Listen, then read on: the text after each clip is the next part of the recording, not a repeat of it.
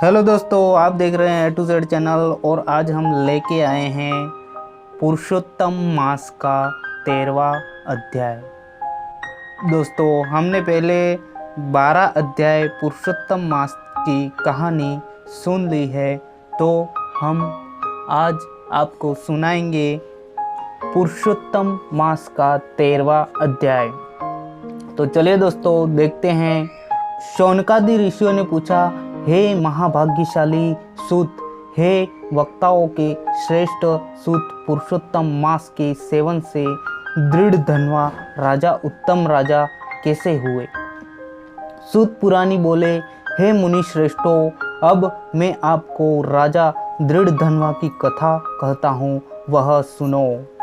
हेहई देश का राजा चित्रधर्मा था। वह बड़ा पराक्रमी और बुद्धिमान था। उसको एक पुत्र था, उसका नाम दृढ़ धनवा था। वह सर्वगुण संपन्न था, सत्य बोलने वाला, धार्मिक और पवित्र कार्य करने वाला था। वह 4 वेदों को जानने वाला था। वह एक बार सुनने के बाद सब याद कर लेता था। अपने गुरु के वहाँ शिक्षा प्राप्त करके गुरु दक्षिणा देकर वह अपने घर वापस लौटा था। अपने पुत्र को राजा का कारोबार संभाल सके ऐसा शक्तिशाली बना देखकर राजा चित्रधर्मा ने प्रभु नाम स्मरण में बाकी के दिन बिताना सोचा। अपने पुत्र को राजगद्दी देकर पुतह ऋषि के आश्रम में चला गया। वहाँ निःस्पृह और बिना आहार तप करने लगा। कुछ समय तक तप किया, बाद में वह भी हरि के धाम में चला गया। दृढ़ धनवा को अपने पिता की मौत की खबर मिली। अपने मृत पिताजी की सब प्रकार क्रियाएं विधि विधान से संपन्न कर दी, दान दिया और नीति अनुसार राज करने लगा। विदर्भ देश की राजकन्या के साथ विवाह हुआ। बाद में 4 पुत्र और 1 पुत्री हुई। चित्रवाक, चित्रवाह, माणिमान और चित्रकुंडल पुत्र थे, जबकि चारुमती नाम वाली पुत्री थी। दृढ़ धनवा को एक दिन विचार आया, मैं हर तरह से सुखी हूँ, इसका कोई अगम्य कारण होना चाहिए।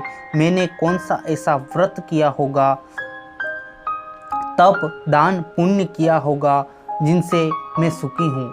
ऐसे विचार में वह डूब जाता था। एक दिन की बात है, सुबह होते ही दृढ़ धनवा अपने नित्य कर्म संपन्न होकर घोड़े पर सवार होकर अपने अंग रक्षकों के साथ शिकार के लिए चला। वहाँ कोई मृग पर तीर चलाया। तीर मृग को लग तो गया, मगर मृग तीर के साथ वहाँ से दौड़ गया। राजा ने पीछा किया, तलाश लगाई, मगर वह मृग कहीं नजर नहीं आया। राजा निराश हो गया। देखते देखते मध्याह्न हुई। राजा बेचैन हो गया। उन्हें प्यास लगी। कोई सरोवर के किनारे आ गया। एक पेड़ आगे अपना घोड़ा बांध दिया। बाद में झील के पानी से अपनी प्यास संतृप्त की। वह समय राजा ने एक तोते को बोलते हुए सुना। वह तोता बोल रहा था, हे राजन, तुम सुख और भोग में मस्त होकर असली तत्व को भूल चुके हो। अगर तुम अपने सही तत्व को नहीं समझे तो परमात्मा को किस तरह प्राप्त कर सकते हो? तोते की इस तरह की बात सुनते ही दृढ़ धनवा विस्मित हो गया। उसे लगा कि तोता स्वरूप शुकदेव जी तो कहीं मुझे उपदेश नहीं दे रहे। वह सोच रहा था, तभी उनके अंगरक्षक वहां आ पहुंचे। राजा भी बाद में अंगरक्षक के साथ अपनी नगरी में आ गया। 2 दिन हुए, फिर भी उसे वह तोते के वचन याद आते रहे। वह सोया नहीं, भोजन खाया नहीं। वह बस सोचता रहा। अपने पति की ऐसी स्थिति देखते ही रानी ने पूछा, हे स्वामी जी, आप कोई समस्या में आ गए हैं क्या? आपको क्या दुख हो सकता है? अगर है तो मुझे कहो, मैं उसे दूर करने का प्रयास करूंगी। मगर राजा ने इसी बारे में कुछ बताया नहीं और रानी दास दासी मंत्री नगरवासी चिंता में आ गए। इति श्री बृहन्नारदीय पुराण की पुरुषोत्तम महात्मा का दृढ़ धनवा का आख्यान नामक 13वां अध्याय संपूर्ण होता है। दोस्तों, अब पुरुषोत्तम मास की पावन कथा को सुनेंगे, माता पिता की सेवा की कथा। एक गांव था, वहाँ बूढ़ा किसान रहता था। उसकी पत्नी भी बूढ़ी थी। किसान को 4 पुत्र थे, वे शादीशुदा थे। समय आने पर एक एक होकर अपने माता पिता से अलग हो गए। किसान और उसकी पत्नी दोनों बूढ़े होने के कारण कुछ कर नहीं सकते थे, फिर भी इक्का दुक्का काम करके अपना निर्वाह करते थे। दोनों अपने पुत्रों और पत्नियों के आगे लाचार होना पसंद नहीं करते थे। ऐसे में पुरुषोत्तम मास का आगमन हुआ। किसान अपनी पत्नी को बोला, हम दोनों अपने कोई पुत्र के साथ रहेंगे और भगवान पुरुषोत्तम जी का व्रत करेंगे। पत्नी ने कहा, अच्छी बात है, हम अपने बड़े के घर जाएंगे। और 2 दिन बाद दोनों अपने बड़े पुत्र के वहाँ गए।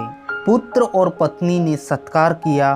बातों बातों में किसान बोला, भगवान पुरुषोत्तम मास आ गया है, अतः हम 1 मास तक यहाँ रहेंगे और प्रभु भजन करेंगे। जैसे 1 मास का नाम आया तो पुत्र और पत्नी दोनों के मुंह बिगड़ गए, मानो कोई गलत चीज खाई हो। पति पत्नी बोले, पिताजी, हमारे यहाँ रात को सोने की कोई जगह भी नहीं है, कृपया आप छोटे के वहाँ चले जाओ।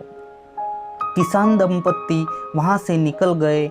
आए 2 नंबर वाले के पास अपने माता पिता को आए देखकर खुश हुआ, अच्छा सा कुछ स्वागत किया। मगर जब 1 मास की बात आई तो 2 नंबर वाले का भी मुँह बिगड़ गया और तीसरे नंबर वाले के पास जाने का कहा। तीसरे पुत्र ने भी वही किया जो अपने 2 बड़े भाइयों ने किया था। आखिर दुखी होते हुए किसान अपनी पत्नी के साथ अपने सबसे छोटे पुत्र के वहाँ गए। वे दोनों पति पत्नी समझदार थे। छोटा लड़का अच्छा था, उनकी बहू भी बड़ी चतुर थी, अच्छी थी। अपने माता पिता को घर में रख लिया। हर रोज किसान दंपत्ति नदी स्नान के लिए जाते थे, वहाँ कहानी सुनते, घर आते थे। छोटी बहू भीगे हुए कपड़े ले लेती और द्वार पर रखती। द्वार के पीछे एक कोठी थी। अपनी अवस्था के कारण अपने भीगे हुए कपड़े ठीक कर सकते नहीं और पानी की छोटी छोटी बूंदें कोठी में आ टपकती हुई पानी की बूंदें मोती बन रही थी। यह बात घरवाला कोई नहीं जानता था। किसान दंपत्ति अपने छोटे बच्चे के वहाँ दिन में 1 बार भोजन लेते थे। छोटी बहू हर रोज अलग अलग पकाया हुआ भोजन देती थी। अपने सास ससुर भोजन के लिए जब बैठते थे तब अच्छी सेवा करती। अपनी बहू का यह बर्ताव देखते सास ससुर प्रसन्न होते हुए आशीष देते थे। इस तरह पुरुषोत्तम मास समाप्त होने आया। किसान दंपत्ति ने 2-4 ब्राह्मण को भोजन और दान देना सोचा, अपना व्रत मनाना चाहा। दंपत्ति के पास थोड़े कुछ पैसे थे, वह अपने छोटे लड़के को दे दिए और व्रत को मनाना कहा। अब पुरुषोत्तम मास का आखिरी दिन भी आ गया। कुछ काम से छोटी बहू ने कोठी खोली। अंदर कुछ चमकता नजर आया। उसने अपना एक हाथ अंदर डाला तो अपने हाथ में मोती आ गए और तुरंत अपने पति को दिखाए। बाद में कुछ दाने गांव के जवेरी को दिखाए और मोती की परख हो गई। मोती सच्चे थे। थोड़े मोती वहाँ बेच डाले, कुछ पैसे लेकर घर आए। वे दोनों मान गए यह कृपा भगवान पुरुषोत्तम जी की है और अपने माता पिता की है। उन्होंने यह बात अपने माता पिता को बताई। घर में खुशी का माहौल बन गया। पहले जब 4 का भोजन का इरादा किया था, अब 51 ब्राह्मण को भोजन देने का तय हुआ। अपने सारे परिवारजनों को न्योता देकर पेट भर भोजन दिया। भोजन में आने वाले को दक्षिणा भी अच्छी दी। बाद में छोटे से 3 बड़े भाई थे, वह आपस में सोचने लगे छोटे के पास इतने पैसे आए कहाँ से। कुछ काला लगता है। तीनों भाई और उनकी पत्नियां उल्टा सुल्टा सोच में आ गई और सबसे बड़े की बहू ने छोटी को पूछ भी डाला, इतनी धूमधाम के लिए तुम्हारे पास पैसे कहाँ से आए? छोटी ने बिना कोई बात छुपाए सब बात बता दी। तीनों को भारी पश्चाताप हुआ। अपने को दुखी मानते सोचने लगी, शायद हमने अपने सास ससुर जी को अपने साथ रखे होते। अगले साल जब पुरुषोत्तम मास आएगा तब हम छोटी बहू ने किया है वैसा करेंगे। और फिर से पुरुषोत्तम मास आया। तीनों बहुएं अपने सास ससुर को अपने साथ रखने के लिए तकरार करने लगी, लेकिन बाद में तय हुआ कि वे बड़े भाई के वहाँ रहेंगे और मोती बनते ही तीनों आपस में बांट लेंगे।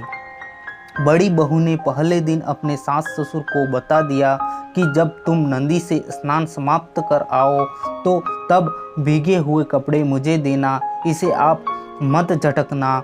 इधर किसान दंपत्ति जैसा बड़ी बहू बताती वैसे करते थे। दिन गुजरते गए। बड़ी बहू को लालच लगी थी। वह असली प्यार से नहीं दिखावा कर रही थी, वह तो मोती की कल्पना में खोई थी। कब मुझे मोती मिल जाए। आखिर पुरुषोत्तम मास समाप्त हुआ। तीनों बहू ने मिलकर व्रत मनाने का तय किया। सारे गांव को भोजन के लिए न्योता दिया। गांव वालों ने भी भरपेट भोजन किया। ब्राह्मणों को पेट भर भोजन और दक्षिणा मिल गई। अब जब घर खाली हो गया तब तीनों बहू कोठी के पास गई। मन में था कि यह कोठी भी मोती से भर गई होगी, लेकिन यह क्या। जैसे कोठी का ढक्कन हटाया और अंदर हाथ डाला तो गंदा पानी था, अंदर एक भी मोती नहीं था। और तो और कोठी गीली हो गई थी, शायद टूट भी सकती थी। यह बात बनते ही तीनों के मुंह जाने टूट गए। अपने जो अरमान सजाए थे वह फीके पड़ गए। वह अपने सास ससुर पर चिढ़ गए, अनाप शनाप बोलने लगे, तुम दोनों ने छोटे को यहाँ अच्छी तरह से स्नान किया होगा, जबकि हमारे यहाँ दिल में कपट रखा होगा, तब ही तो ऐसा हो गया है। किसान बोला, हमने तो भाव से सब किया है, लेकिन आपके मन में जो लोभ था और इसलिए यह बात बनी नहीं। भगवान पुरुषोत्तम सब जानते हैं, उनको यहाँ कोई दिखावा नाटक नहीं चलता। तो दोस्तों, कहानी यहीं पर समाप्त होती है। अब सुनते हैं श्लोक। विट्ठल विट्ठल मुख से जपाए, मन में स्थिरता आ जाए, तो ही क्लेश में मुक्त होए। श्री कृष्ण शरणम मम। बाल कृष्ण हे माखन चोर, नटवर नागर नंद किशोर, जीव मात्र की जीवा दौर। श्री कृष्ण शरणम मम। महीधर हो मुक्तिदायक, त्रिविध ताप के विनायक, नाम स्मरण हे भवतारक। श्री कृष्ण शरणम मम। बोलो पुरुषोत्तम भगवान की जय। थैंक यू सो मच दोस्तों वीडियो देखने के लिए, और चैनल को सब्सक्राइब कर लीजिए, लाइक कर लीजिए और वीडियो को शेयर भी कर दीजिए, ताकि मेरे नए से नए वीडियो आप तक सबसे पहले पहुंच जाए।